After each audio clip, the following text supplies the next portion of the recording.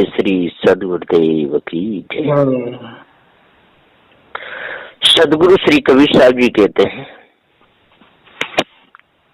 इस संसार में बेटा, लाल, नंदन, लड़का, सुत, आत्मज, तन है। ये सब पुत्रों के नाम है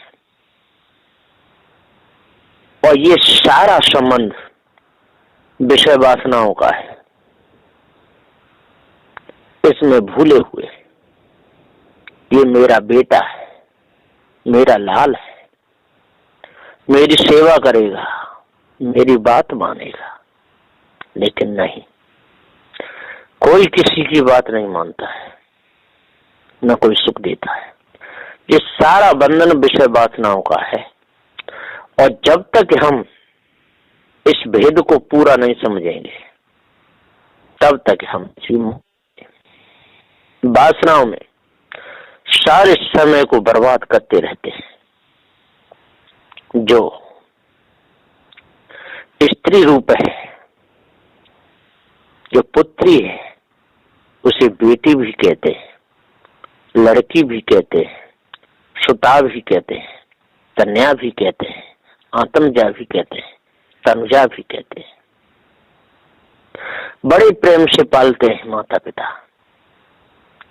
और जब बेटी छोटी होती है, खूब हंसती है, आंगन में डोलती है, बड़े हिल मिल करके उसको खिलाते हैं। कभी माँ अपनी गोद में ले लेती है, कभी पिता अपनी गोद में ले लेते हैं, कभी भाई भी ले लेते हैं। बहुत अच्छे प्रकार से इनका लाड़ प्यार चलता रहता है। और वही बेटी जब बड़ी होकर के जब माता पिता की बात नहीं मानती, मनमानी करती है, अपने मन मुताबिक किसी लड़के को देख करके उसे प्रेम करती है, तो दुख का कारण बन जाती है। तो सदगुरुदेव जी कहते हैं कि ये सारा विषय वासना का बंधन है। यदि विषय वासना का बंधन नहीं होता, ये मोह नहीं होता, तो कौन किसकी इज्जत को बिगाड़ सकता? कोई नहीं, कभी नहीं बिगाड़ सकता। लोग अपने ऊपर पति भी मानते हैं। कोई पति है उसको भर्ता भी कहते हैं, और जो स्त्री का पति है उसको भी भर्तार कहते हैं, प्राण कहते हैं, बल्लभ कहते हैं, नाथ कहते हैं, स्वामी कांत भी कहते हैं। और जो धार्मिक लोगों ने जो परमात्मा मान रखा है उसी को भी परम पिता परमात्मा कहते हैं। ये सब के सब धोखे में भूले हुए। सदगुरुदेव कहते हैं असली पति कौन है? जो अपनी इज्जत को बचा ले, जो अपने आप को संसार रूपी खंडक से बचा ले, जो विषय वासना भ्रम भूल कल्पना से अपने आप को बचा ले, अपने आप को जान ले, वो है वास्तव में, उसको पति कहते हैं। जिसको अपनी इज्जत का ही ख्याल न हो, जिसको अपनी पति का ख्याल न हो, है ना, जो दूसरों की इज्जत लूटता डोला है, वो काय का पति है? जो दूसरे के सील को भंग कर दे, दूसरे की इज्जत को बिगाड़ दे, तो कहो पति। मान किसकी पति रखी, किसकी इज्जत रखी? नहीं। सदगुरुदेव जी पुकार के समझते हुए कहते हैं, जो स्त्रियां दूसरे से शादी करती हैं, जो प्रेम करती है ना, पत्नी, उसको क्या नाम रखा? पत्नी। उसको प्रिया भी कहते हैं, बधू भी कहते हैं, भार्या भी कहते हैं, गृहिणी भी कहते हैं, कांता भी कहते हैं।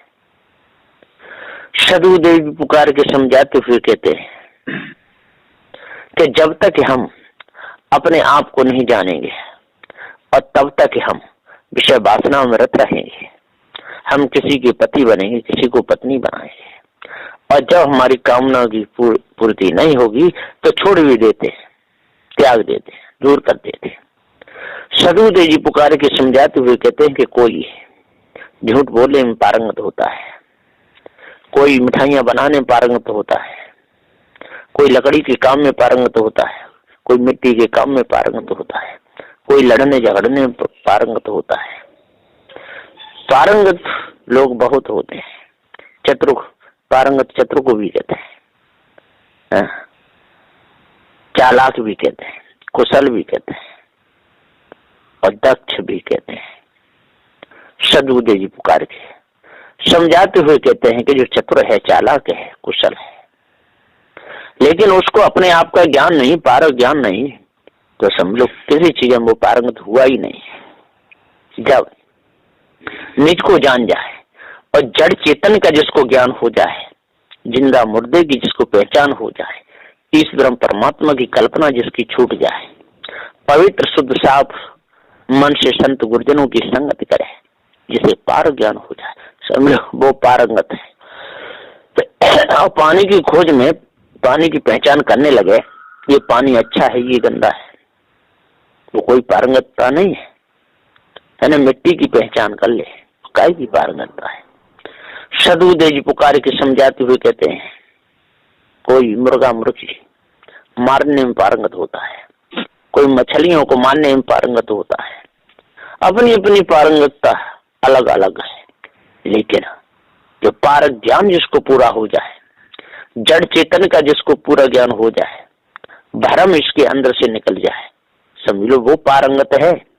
पथ में लोग बहुत चलते हैं, पथ को मार्ग भी कहते हैं, बाट भी कहते हैं, पंथ भी कहते हैं, राह भी कहते हैं। पथ पे चलने वालों की कोई कमी नहीं है। कोई नदियों की तरफ जा रहा है, वो भी पथ पर चल रहा है।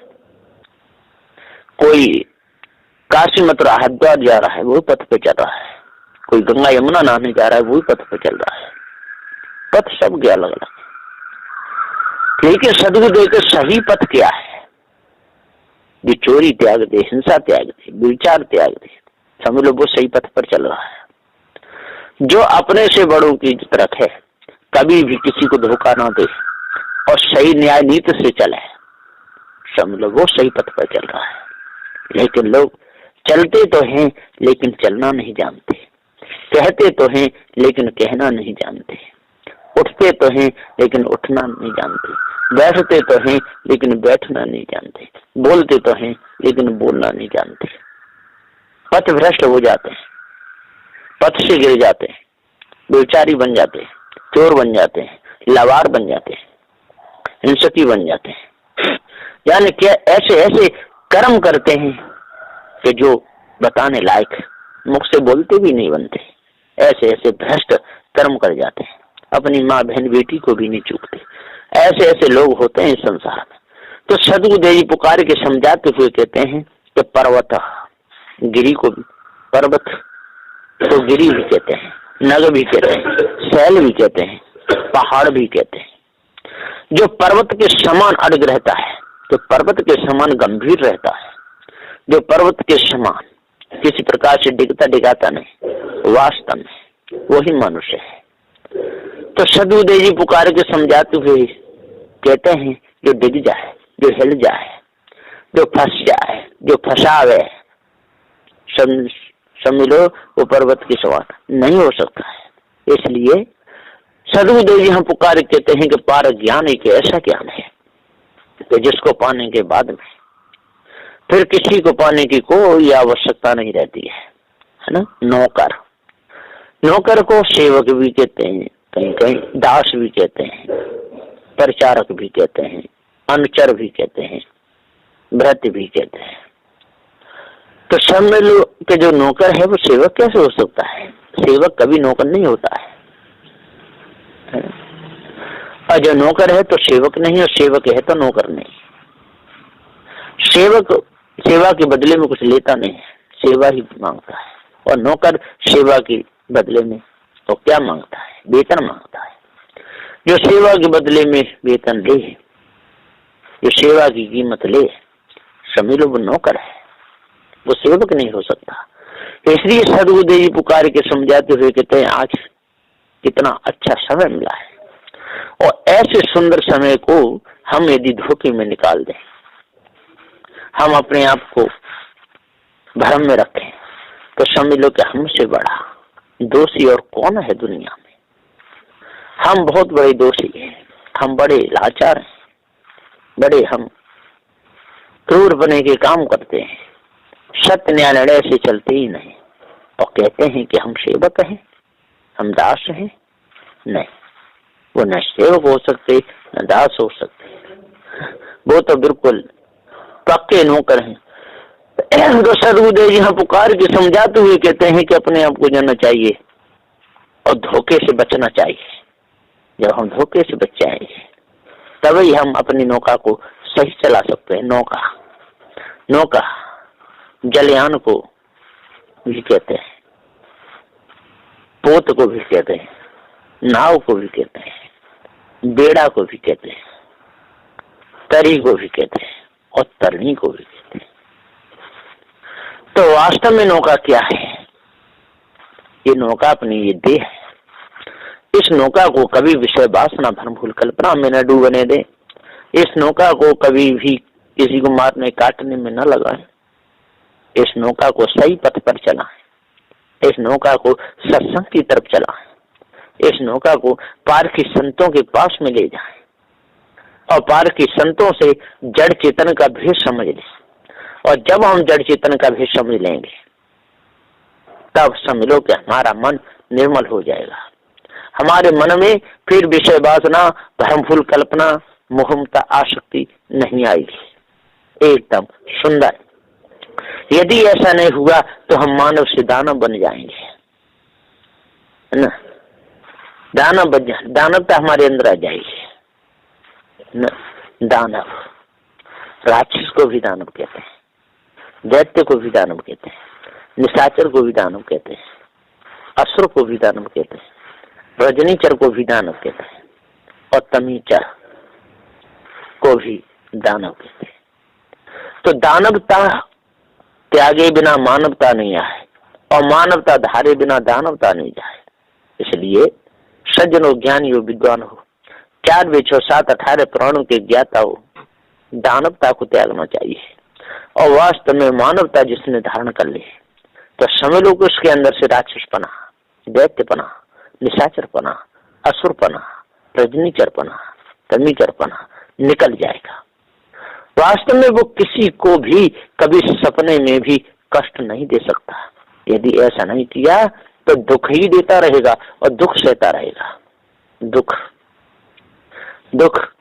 कष्ट को भी दुख कहते हैं, शोक को भी दुख कहते हैं, व्यथा को भी दुख कहते हैं, वेदना को भी दुख कहते हैं, पीड़ा को भी दुख कहते हैं, क्षोभ को भी दुख कहते हैं और विषाद को भी दुख कहते हैं। दुख कई प्रकार से हमारे ऊपर आ जाता है। हम दुख के कर्म करते हैं तभी दुख हमारे ऊपर आता है और दुख के यदि कर्म ना करें तो कष्ट काय को आ जाएगा। चाहे तो पूर्व जन्म का दुख हमारे शरीर पर आ रहा हो, चाहे इस जन्म में हम नया बना रहे हो, दुख ही दुख है। हमारे किए हुए कर्म का ही दुख हमारे शरीर पे आता है और कोई आ नहीं सकता है। किसी की हमने आंख फूली होगी तो हमारी आंख फूटेगी, किसी के हाथ काटे होंगे तो हाथ भी कटेंगे, पैर काटे होंगे तो पैर भी कटेंगे। किसी को हमने दर्द दिया होगा, हमारे हृदय में पेट में कहीं न कहीं दर्द छाएगा ही छाएगा। पूरा जीवन हमारा बिगड़ जाता है। तो इसलिए हम दुख किसी को न दें, पानी पत्थर में किसी को न भटकाएं, किसी को उल्टा नहीं लटकाएं, कंडला में जाकर भजन करो ऐसी सीख किसी को न दें। और हम ईश्वर परमात्मा के चक्कर में हम जीवन में किसी को न फंसाएं। ईश्वर परमात्मा के चक्कर में यदि हम फंसाते रहेंगे तो बिना बात का दुख देते रहेंगे। तो समझ लो कि हम दूध का दूध और पानी का पानी अलग अलग नहीं कर सकते। दूध, क्षीर को भी दूध कहते हैं, पेय को भी दूध कहते हैं, दुग्ध को भी दूध कहते हैं और गोरस को भी दूध कहते हैं। यहाँ पर दूध कहिए सत्य निर्णय की बात को सुना करके पार ज्ञान रूपी दूध जिसने पी लिया, जिसको पार ज्ञान हो गया, फिर वो कभी भी किसी को भी धोखे में नहीं फंसाएगा और धोखे का दूध नहीं पिलाएगा। ईश्वर परमात्मा की कल्पना में वो कभी किसी को नहीं फंसाएगा। उसको दृढ़ अपने आप पर पूर्ण विश्वास होगा। दृढ़ कहिए, मजबूत को भी दृढ़ता कहते हैं, पक्केपन को भी दृढ़ता कहते हैं, अचल को भी दृढ़ता कहते हैं, अडिग को भी दृढ़ता कहते हैं। जो दृढ़ अपने जीवन में हो गया और जिसे दृढ़ पक्का पार ज्ञान हो गया वो कभी भी ईश्वर परमात्मा के चक्कर में नहीं फंसेगा। 4 वे 6 7 18 प्राणों की जो मानंदी है, जो मिथ्या धोखा है, वो क्यों फंसेगा धोखे में? नहीं फंस सकता है। धोखा उसको छू भी नहीं सकता है। सदु देखते मरा हुआ किसको कहते हैं? जिसकी इज्जत बिगड़ गई हो, जिसका जीवन बिगड़ गया हो, जिसका मन बिगड़ गया हो, जिसने अपने जीवन को खराब कर लिया हो, है ना। मृत्यु, शरीरांत को भी मृत्यु कहते हैं, देहांत को भी मृत्यु कहते हैं, देहावसान को भी मृत्यु कहते हैं, मौत को भी मृत्यु कहते हैं, मरण को भी मृत्यु कहते हैं, और निधन को। ये सारे पर्यायवाची शब्द है। तो सदगुरुदेव जी पुकार के समझाते हुए कहते हैं वास्तव में मरा हुआ कौन है? जो वासनाओं से जो मर गया हो, वासना जिसने तज दी हो, वो शुद्ध मरा हुआ है। और जो शरीर जो छोड़ देता है कहता मर गया, वो तो समझ लो कि वासनाओं में मरा है ना, वो मरा हुआ है। जो वासना भर के मरा, जो काम क्रोध लोभ भर के मरा, जो ईर्ष्या क्रोध मान छल भर करके मरा, जिसने अपने आप को जान नहीं पाया, जो जराख्यास को लेकर के मरा, जो पत्थर पूजता रहा, देवी देवता तंत्र मंत्र जादू टोना हवन होम में फंसा रहा, समझ लो कि वो अपने कल्याण पर से मर गया, अपने कल्याण पर से गिर गया। सदगुरुदेव तट, तीर, कगार, कूल, किनारा को तट भी कहते हैं, तीर भी कहते हैं, कगार भी कहते हैं, कुल भी कहते हैं। तो किनारे पर कहीं नाव लगती है, किनारे पर कहीं गाड़ी लगती है। यहाँ पर किनारा मनुष्य जन्म, जो मनुष्य जन्म में आकर के जिसको पारा ज्ञान हो गया, मनुष्य जन्म में आकर के जिसने भूल भ्रांति त्याग दी, मनुष्य जन्म में आकर के जिसको पार के सदगुरुदेव मिल गए और उन्होंने जड़ चेतन का भेद पूरा परखा दिया, तो समझ लो को उसको किनारा मिल गया। उससे बड़ा किनारा और कोई सारे संसार में है ही नहीं। सदगुरुदेव जी पुकार कहते अपनी ख्याति बनाए रखना चाहिए। जिसकी ख्याति बन गई है ना, ख्याति इसको भी कहते हैं, ख्याति प्रशंसा को भी कहते हैं, ख्याति प्रसिद्धि को भी कहते हैं, और ख्याति शोहरत को भी कहते हैं। जिसकी शोहरत अच्छी बन गई, जिसकी प्रसिद्धि अच्छी हो गई, इसकी प्रशंसा होती है, ये इसका यशगान होता है, समझ लो उसकी ख्याति बनी हुई है। तो सज्जनों कभी भी चोरी हिंसा विचार में अपने लक्ष्य को नहीं लगाना चाहिए, ईर्ष्या क्रोध मानछल में अपने लक्ष्य को नहीं लगाना चाहिए, गाली निंदा झूठ में अपने लक्ष्य को नहीं लगाना चाहिए। अपने लक्ष्य को सत्य, विचार, शील, दया, धैर्य, विवेक, वैराग्य, गुरु भक्ति में लगाना चाहिए। जो सत्यनारायण से जो चलता है, जो अपने पद से नहीं गिरता, वास्तव में वो ही है। और यदि ऐसा नहीं करेगा, सत्संग नहीं करेगा, तो वो व्यक्ति खुखार हो जाएगा, बिल्कुल खुखार हो गया। खुखार खतरनाक को भी खुखार कहते हैं, भयानक को भी खुखार कहते हैं, डरावना को भी खुखार कहते हैं, और खौफनाक को भी खुखार कहते हैं। ऐसी यदि आदत बन गई, जैसे आचरण इसके अंदर आ गए, तो समझ लो कि वो खुखार हो जाता है। फिर उसके द्वारा कभी अच्छे कर्म नहीं होते। सत्संग में तो वो जा ही नहीं सकता है, सत्संग को जा नहीं पाएगा बिल्कुल। हाँ, ग्रंथ भी पढ़ेगा तो झूठे ग्रंथों को पढ़ करके उसमें जो झूठी मानंदी होगी उन्हीं को सत्य मान कर करके पढ़ता रहेगा। ग्रंथ, पुस्तक को भी ग्रंथ कहते हैं, पोथी को ग्रंथ कहते हैं, किताब को ग्रंथ कहते हैं, लेकिन इसमें सत्य नारायण का बोध हो, वास्तव में वही ग्रंथ असली है। सदगुरु श्री कबीर साहब जी का जो ग्रंथ है वो क्या है? वो बीजक है। जो बीजक है, जो बीजक को अच्छे प्रकार से गुरुमुख से जो पढ़ेगा और जड़ चेतन के भेद को जान लेगा और ईश्वर परमात्मा देवी देवता तंत्र मंत्र जादू टोना हवन होम इस बीमारी को अपने अंदर से जो निकाल देगा, वास्तव में वो ही मनुष्य है। और जिसने इस पद को नहीं जाना हो, जिसने अपने आप को नहीं समझा हो, जिसने अपने मन की खराबी को दूर नहीं किया हो, वास्तव में वो पथ भ्रष्ट है। तो सदगुरुदेव जी पुकार के समझाते हुए यहाँ पर कहते हैं कि गुरु बनकर के भी लोग बहुत बढ़ जाते हैं, लेकिन गुरु का मर्म भेद नहीं जानते। गुरु आचार्य को भी कहते हैं, गुरु शिक्षक को भी कहते हैं, गुरु अध्यापक को भी कहते हैं, और गुरु पथ प्रदर्शक को भी कहते हैं, गुरु मार्गदर्शक को भी कहते हैं। जो असली जो मार्गदर्शक है वो कौन है? जो जड़ चेतन का ज्ञान करा दे। असली मार्गदर्शक वो कौन है? वो जिंदा और मुर्दा की पहचान कराते। असली मार्गदर्शक कौन है? जो भूल भ्रांति से हमको बचा दे। तो असली जो मार्गदर्शक है वो पारखी संत है। पारखी संतों की शरण में जाकर के और भ्रम भूल कल्पना को, विषय वासना को जड़ मूल से त्यागना चाहिए। अपने पद को जान करके पारखी संतों की संगत करके यदि कोई भूल भ्रांति हो तो उनसे पूछ करके शंका समाधान करके और मन की गुलामी को बिल्कुल दूर करना चाहिए, तब पूर्ण शांति मिलेगी। और नहीं तो मिथ्या धोखे में ही भौरे की तरह भन्नाते भन्नाते सारा जीवन बीत जाएगा। चिल्लपों में, शोरगुल में, हल्ला गुल्ला में, गुलगप्पाओं में, चीख पुकार में सारा समय निकल जाएगा, हमको कुछ भी नहीं मिलेगा।